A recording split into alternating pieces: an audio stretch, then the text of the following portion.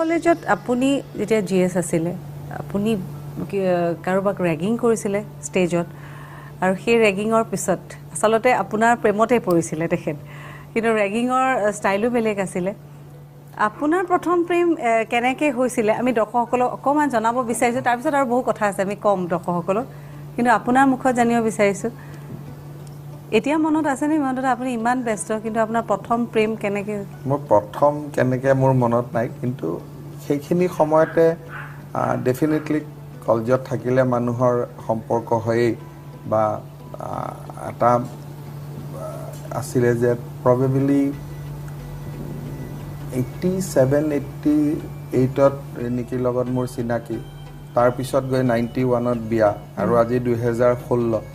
কিন্তু যেনেকৈ আছে ভগৱানে তেনেকৈ ৰাখিছে কোনো বিশেষ সমস্যা নোহোৱাকৈ ভাল এটা যি ধৰণে একো ভগৱানৰ আশীৰ্বাদত ঠিক ঠাক সব চলি আছে এইটোৱে ভাল হিমন্তদা আপুনি শৈশৱৰ প্ৰত্যেকটো কথাই আপোনাৰ স্পষ্ট মনত আছে আপুনি প্ৰত্যেকটো প্ৰশ্নৰ উত্তৰ ইমান ধুনীয়াকৈ দিছে আমি সেইকাৰণে জানিব বিচাৰিছোঁ যে মানুহৰ জীৱনৰ প্ৰেমটোতো মানুহে কেতিয়াও পাহৰিব নোৱাৰে আপুনি সকলোৰে কাৰণে সকলো কৰিছে ইয়াত এই গোটেই জেগাখিনিত আপুনি ৰিনিকি বাইদেউক মনত লগ পোৱাৰ দিনটো আপোনাৰ মনত নাই নে আজি ফাৰ্ষ্ট ডেট খুব সম্ভৱ এডমিশ্যনৰ দিনাখনে প্ৰথম এডমিশ্যন ল'ব আহোঁতে আমি যেতিয়া এডমিশ্যন ল'ব ছোৱালীবিলাক আহে ল'ৰাবিলাক আহে বিশেষকৈ স্পৰ্টছ কোটা কালচাৰেল কোটাত কোনোবাই এডমিশ্যন ল'লে সেইকেইটা এডমিশ্যনৰ দায়িত্ব মোৰ ওপৰতে থাকে গতিকে প্ৰশ্ন সোধা যায় অলপ জেৰাও কৰা যায় মানুহক যে কিয় পাব লাগে কি আছে কি খেলিছিলা গতিকে তেনেকৈ আচলতে কি হয় মোৰ জীৱনটো এনেকুৱা বস্তুবিলাক কোনো চেপ্টাৰাইজেশ্যন কৰিব খুব দিগদাৰ গতিকে মোৰ জীৱনটোত কোনো এটা এনেকুৱা কাম মই আজিৰ দিনটোত কৰোঁ বা আজিৰ বছৰটোত কৰোঁ তেনেকুৱা নাই একেদিনে মই হয়তো 30টামান কাম একেলগে কৰি আছোঁ কিন্তু এটা কথাই যে ভগৱানে ভালকৈ ৰাখিছে ফেমিলি এটা ল'ৰা এটা ছোৱালী ৰিনিকে ভাল কৰি চাই ল'ৰা ছোৱালী দুটাক সেইটোৱে ডাঙৰ কথা তেওঁ কিন্তু সকলো মনত আছে তেওঁ ক'ত প্ৰথম লগ পাইছিলে কেনেকৈ প্ৰপ'জ কৰিছিলে প্ৰথম আপুনি তেওঁক কি উপহাৰ দিছিলে তেওঁ কিন্তু এটা বস্তু মনত আছে আৰু দৰ্শকসকল আমি এই সকলোখিনি ভাল কৰি ৰাখি থয় কেতিয়াবা মই চালে দেখাও পাওঁ কিন্তু মই ৰাখি থোৱা নাই খালি দুখটো এইটোৱে যে মোৰ হাতত একো নাই মোক দিয়াবিলাক কিন্তু মই দিয়াবিলাক ডেফিনেটলি তাই তাত আছে আমি দৰ্শকসকলক দেখুৱাব বিচাৰিছোঁ আমি সুধিছিলোঁ তেখেতক কিছু কথা তেওঁ কি কয় আহক আমি চাই লওঁ হিমন্তক মই যেতিয়া 89ত প্ৰথম কলেজ গৈছোঁ তেতিয়া জিএছ আছিলে আৰু মই ছেইণ্ট মেৰিজ কনভেণ্টত পঢ়া আছিলোঁ তেতিয়া এডমিশ্যনৰ সময়খিনিত তেতিয়া বহুত কটনত হুলস্থুল লাগি আছিলে পাম নাপাম চিট কি হয় কি নহয় তেতিয়া কোনোবাই ক'লে যে এনেকৈ জিএছ হিমন্ত বিশ্ব শৰ্মা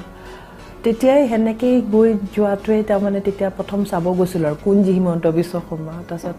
চবে কয় বলচোন বল চাওঁ জিএছটো ইমান দেখিবলৈ কিউট তেতিয়া আমি সেই পিছে পিছে গৈ চাওঁ জিএছকে চাবলৈ যাওঁ তেতিয়া প্ৰথম হায়াৰ ছেকেণ্ডেৰী কটনত আহিছোঁ এটা নতুন the was a very different feeling তাৰপিছত জিএছক বলচোন চাওঁ কিউট কওঁতে খেদি ফুৰোঁ আহিলে দেখাও নাপাওঁ পটককৈ পাৰ হৈ যায় তাৰপিছত যেতিয়া যিটো আমাৰ এটা কটনত যিটো এটা কালচাৰ এটা আছে আমাৰ যিটো ষ্টেজ ৰেগিং যিটো ফাইনেল দিনাখন কৰে সেইদিনাখন এনেকৈ চব ষ্টুডেণ্ট আহি আছে গোটেই ষ্টুডেণ্ট বডি বহি আছিলে হঠাৎ ছেকেণ্ডত দেখোন ৰিনিকি ভূঞা শৰ্মা বুলি কয় মাতি লৈ গ'ল ষ্টেজৰ ওপৰলৈকে আৰু সেইখিনি সময়ত মই টেনিছ খেলা আছিলোঁ আই ৱাজ এ নেশ্যনেল প্লেয়াৰ তাৰপিছত মোক ক'লে আহাচোন তুমিতো টেনিছ খেলা তাৰপিছত তুমি টেনিছ কেইটামান শ্বট মাৰি দেখুৱাচোন মই বোলো দাদা কেনেকৈ কৰিম কৈছে নহয় তুমি যেনেকৈ খেলা কোৰ্টত মাৰে তাৰপিছত এটাক নেট বনালে মই টেনিছৰ ছাৰ্ভিচ মাৰিলোঁ তাৰপিছত সেনেকেই লাইফ গট ষ্টাৰ্টেড তাৰপিছত গতানুগতিকভাৱে আৰু সেনেকৈ এতিয়া প্ৰপ'জ কোনে কৰিলোঁ হেৰিটো মানে it was a mutual liking তাৰপিছত আজিলৈকে বিশ্বাস কৰা মানে মানুহে মিছা কথা বুলি ক'ব আমাৰ এফেয়াৰ ষ্টাৰ্ট হৈ গ'ল কিন্তু আই লাভ ইউ বুলি আগতে নহ'ল we never said I love you in front কিন্তু এফেয়াৰটো ষ্টাৰ্ট হৈ যোৱাৰ পিছত উই ৱেৰ গাৰ্লফ্ৰেণ্ড বয়ফ্ৰেণ্ড কিন্তু কেতিয়াও আই লাভ ইউ যিটো ফৰ্মেল আমাৰ হেৰি আছিলে কেতিয়াও সেইটো দি ষ্টাৰ্ট হোৱা নাই ফাৰ্ষ্ট গিফ্টটো সি সুধিবও নাজানে ভালকৈ কি লাগিব ভেৰি ডিফাৰেণ্ট টাইপ অফ মানে সদায় সেই সৰুৰ পৰা সি যিহেতু 10 বছৰ বয়সৰ পৰা সদায় পলিটিকেল হেৰিৰ লগতে আছে মই সদায় কওঁ মই আমি সেই লাভ কৰি মানে যেতিয়া when we go out for a dating it was a community dating এগালমান ল'ৰাও লগতে লৈ যায় লাজেই কৰে নে কি কৰে মই নাজানিছিলোঁ তেতিয়া মই ইমান আমি কি এনেকৈ সদায় কৈছে নহয় না হ'ম কথা পাতিম কিবা পাতিম কিন্তু বাট সদায় এটা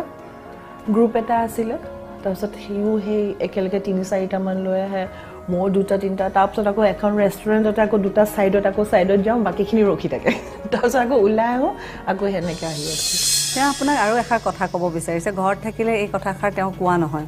সেইকাৰণে আজি ৰাজহুৱাভাৱে তেওঁ এষাৰ কথা ক'ব আমি দৰ্শকসকলকো দেখুৱাব বিচাৰিছোঁ আপুনিও শুনক এটা মই আজিলৈকে মোক যেতিয়া মানুহে সোধে হিমন্তক তুমি লগ পোৱা জানো মই মুখেদি কেতিয়াও নামাতোঁ কাৰণ কি হয় he is a very good husband as well as a good father মানে কি হয় মানুহে ভাবে কি 24 ঘণ্টা থাক কিন্তু এটা পাকত কিবাকে হ'লেও আহি ঘৰলৈকে আহি অলপ সময় কিন্তু দি থৈ যায় দে সেইখিনি মানে আজিলৈকে মোৰ কমপ্লেইন টাচুট এতিয়ালৈকে হোৱা নাই চ' ভৱিষ্যতেও নহয় বুলি আশা কৰি আছোঁ চাওঁ কিমানটো ভগৱানে টানে আৰু কৰে মই ক'ব নোৱাৰোঁ কেতিয়াও মিনিষ্টাৰ বুলি ঘৰত আমাৰ ৰিলেশ্যনটো কেতিয়াও হেৰিটো আৰু আজিকালি সেইটো সিও মেইনটেইন কৰি আছে সেইটো যাতে মেইনটেইন হৈ থাকে সেইটোৱে আৰু ফেমিলি ইজ ফেমিলি বাকী যিটো সদায় আৰু মই মানে অকণমানো পাৰ্টিকুলাৰ যে ফেমিলি লাইফটো অকণমান সময়ে দিয়ক কিন্তু ফুল ফ্লেজেডলি থাকিলে সেইটো আৰু সি কৰিও আছে কিন্তু দেই বেচেৰা চেষ্টা কৰে আমি আশা কৰিছোঁ দৰ্শকসকল ইমান সুন্দৰ কিছু কথা বাইদেৱে কৈছে দাদাৰ বিষয়ে এইটো আচলতে সুন্দৰ প্ৰেম ব্যস্ততা বহুত আছে আমাতকৈ হাজাৰ গুণে ব্যস্ত হিমন্তদা কিন্তু তাৰ মাজতে তেওঁ পৰিয়ালকো অকণমান সময় দিয়ে আৰু তেওঁৰ পত্নীয়ে সকলো স্মৃতি খুব সুন্দৰকৈ ৰাখিছে আমাৰ দৰ্শকসকলক কৈছে তাৰ বাবে এই সুযোগতে তেওঁলৈও ধন্যবাদ জ্ঞাপন কৰিছোঁ আৰু এনে বহু ঘটনা আছে তাৰ পৰা এটা বিশেষ ঘটনা দেখুৱাব বিচাৰিছোঁ 89ৰ পৰাই তেওঁলোকৰ প্ৰেম আৰু তেওঁলোকৰ মানে প্ৰেমত সদায় প্ৰেম এটা ধৈৰ্যৰ পৰীক্ষাও হয় কিন্তু তেওঁলোকৰ প্ৰেমত ধৈৰ্যৰ পৰীক্ষা আৰম্ভণিৰ পৰাই আছিল কাৰণ তেওঁ আছিল এটা পদবীত আছিল গতিকে তেওঁ পদবীৰ মৰ্যাদা ৰাখি কাম কৰিবলগীয়া হয় আৰু ইফালে ৰিণিকী আছিল ঘৰত তো ঘৰৰ পৰা ওলাই অহাও ইমান ইজি নহয় গতিকে তেনেকুৱা এটা পৰিৱেশ সৃষ্টি কৰিবলগীয়া হয় আৰু ওলাই আহিবৰ কাৰণেও এটা ধৰক ইম'চনেলি কম্পেল কৰা যায় ইম'চনেল অত্যাচাৰ বা যিটো কোৱা হয় এইটো কৰি পেলাই মানে